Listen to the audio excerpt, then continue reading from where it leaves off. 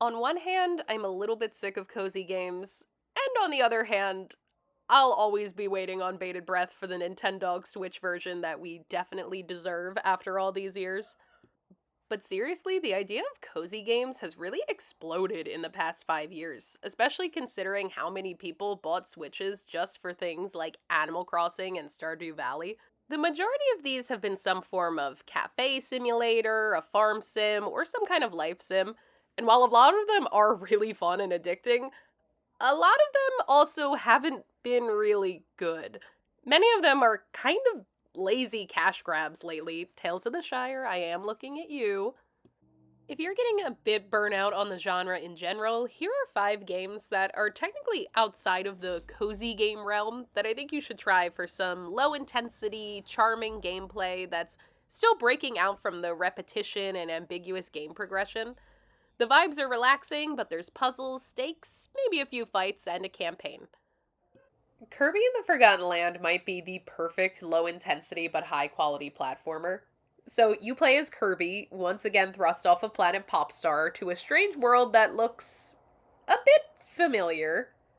Come to think of it, it's funny how many of these games I'm going to talk about today are set on some kind of alternate Earth. But anyway, Kirby traverses this colorful mystery land, saving his Waddle Dee friends from a mystery villain, actually. He's also snagging some collectibles and power ups along the way. They got really, really creative with these environments, and a personal favorite of mine is this abandoned circus and carnival area.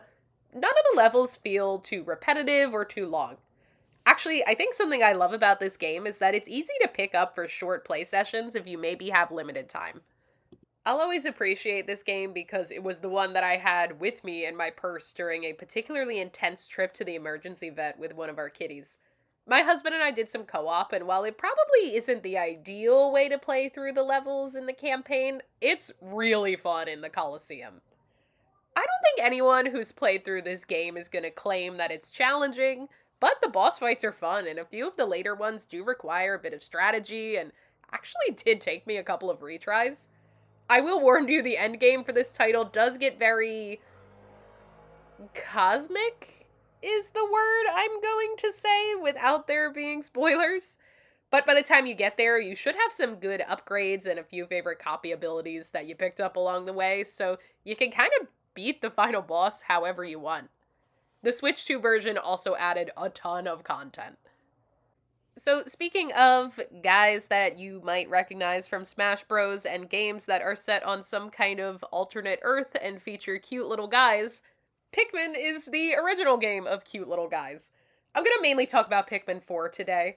Pikmin 4 has a ton of content, and it has a really addicting gameplay loop without it ever feeling too repetitive. So, in this game, you're an explorer who lands on a maybe not so alien planet, and you collect little creatures that are called Pikmin. They each have different puzzle solving abilities based on their colors and their traits.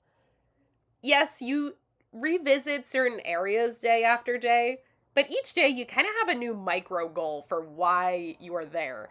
Maybe your goal this one day is to figure out how to cross the river, and once you have the bridge built, maybe the next day you're gonna go pick up some collectible that you saw on a ledge. The puzzles can be genuinely challenging. You have to be strategic with your little army of fellas. The game also has a great sense of humor. Maybe today you're going to solve the puzzle that'll lead you to extra collectibles, or the next day you're going to focus on building up a better army of blues. Pikmin has a way of being engaging and relaxing at the same time, which does make the occasional boss fight even more thrilling when they pop up. Plus, you get a cute little dog, and his name is Ochi. Look how cute he is. Look at him. But if you're more of a cat person, I think something else that you could really like is Stray. Stray has a bit of a darker tone than some of the other options I'm talking about on this list. You play as a cat in a post apocalyptic world. Another world that looks very similar to Earth. I feel like that's just the theme today. So, this kitty gets separated from his family and gets lost in the underground remnants of a high tech, formerly human civilization. I'd say this is the most thematically and emotionally intense of the options in the video, but the story hooks you right away. It has a lot of cuteness, but it isn't just cutesy for the sake of being cutesy. The game has moments of platforming, moments of puzzling, lots of exploring, honestly, the occasional really heart-pounding action sequence. Its characters have fun personalities, even the ones that don't talk. The world feels eerie and yet hopeful at the same time, and I won't get into spoilers, but it has this really satisfying bittersweet ending. Plus, you can get Stray for a pretty good price on Switch. So if the first three games I talked about are kind of a little bit too far from the cozy formula for your liking, then I think you're gonna really love New Pokemon Snap. You probably could count New Pokemon Snap as a cozy game if we wanted to get technical. But if you still want something that isn't a life sim, I think you're really gonna like this. You don't have to be a fan of the Pokemon series to enjoy snapping pictures of all these really beautifully animated creatures and their gorgeous habitats. Seriously, I feel like this game came out years ago and has just kind of flown under the radar, and it's such a gem. And if you are a fan of the series and haven't played this yet, watching all of your favorite creatures interact with their environment is a total delight. It's different from Scarlet and Violet or Legends Arceus. You really feel like this world is alive and they are living in the place that you are taking pictures of. So your goal is to get a picture of each Pokemon in each area, with the added challenge of trying to coax or catch them engaging in special behaviors based on items. The game scores you on things like whether the Pokemon is in frame or facing the camera head on. The more unique your photo is, the more points that you get. So there's a lot of secret passageways to discover, and they encourage you to play through a level multiple times. The Pokemon and their habitats will also change based on how far you've upgraded a certain level. So even if you've driven through it once, you're going to see something new the next time you go through. There's no battles or boss fights in the traditional sense, but without spoilers, each area does have some kind of special stage with a special Pokemon that needs some kind of extra requirement to capture. From beginning to end, this one is a relaxing but also engaging delight that you really can sink hours into. Okay, listen, I know I'm cheating with this last pick. This one is the only life sim and farming sim on this list, but I wanted to include it for people that are still really interested in that genre, but they just want something a little bit different than things that they've played before.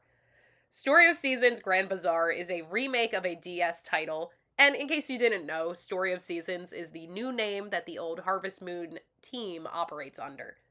So your goal is to turn your new town's bazaar, or farmer's market, really, into the best in the region, state, nation, and then world. You do this by making sales every in-game Saturday, and there is a strategy in deciding what produce and animal products you're going to make based on what's popular that season. There's no shipping here. You don't just drop your stuff in a bin and forget about it. You have to get out there and sell your products once a week in this really fast-paced mini-game that's just so fun and addicting. It's an addicting and satisfying gameplay loop for sure. I sunk hours into this. Something that made me happy was that there's no mining. I always found mining to be a bit of a slog, and for some reason, all the farm sims think that the gamers yearn for the mines. I do not understand. But something else that's really cute about this game is that the animals are more interactive than in other games. They'll actually request certain things from you, like petting or brushing, and they give you extra affection points when you fulfill what they asked for. In a time where it feels like cozy games are just kind of being carelessly shoveled out, you can feel the love and effort oozing out of this one. It's teeming with fully voice-acted cutscenes, and you just absolutely fall in love with this town and these characters because of it. Literally, actually, considering there's a romance and family building component as well. But that's completely optional. You don't have to do that if you're not interested in it. I can't stress this enough, especially in the first in-game year, you're getting multiple cutscenes per day, but they don't overstay their welcome, and the actors bring Zephyrtown to life. I can't really think of a single performance that was bad or grating. The characters actually react to seasons, your clothing, your life events, and in-game achievements that you get along the way. It really just I'm using this word a lot, but it makes the town feel alive. If you've been let down by a lot of cozy games lately, I promise you'll get hooked on this one. Trust me, I lost about 70 hours of life before I made myself take a break. So let me know what you think of my picks and leave some suggestions of your own down in the comments, and I will see you guys next time. I'll actually always appreciate that I had this game with me in my purse during a particularly intense trip to the emergency vet for one of our kitties. I now have to re record that because my husband laughed so loud while I was talking about being at the emergency vet. Sir, he's downstairs watching The Chair Company. I know it's very funny.